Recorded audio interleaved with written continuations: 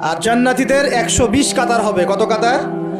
120 কাতার। তার মধ্যে 80 কাতার হবে উম্মতে মুহাম্মাদি, বলেন সুবহানাল্লাহ। আর এই উম্মতে মুহাম্মাদির মধ্যে আরো 70,000 স্পেশাল মানুষ আছে। কত হাজার?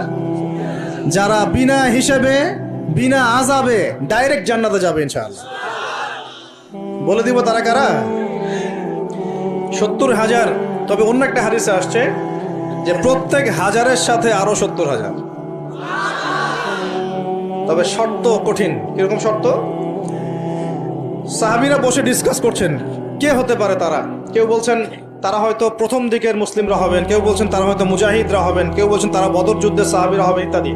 তখন নবী সাল্লাল্লাহু আলাইহি ওয়াসাল্লাম আবার চলে আসলেন, ব্যাক করলেন। ব্যাক করে বলছেন তোমরা কি এই বিষয়ে কি বিষয়ে কথা বলছিলে?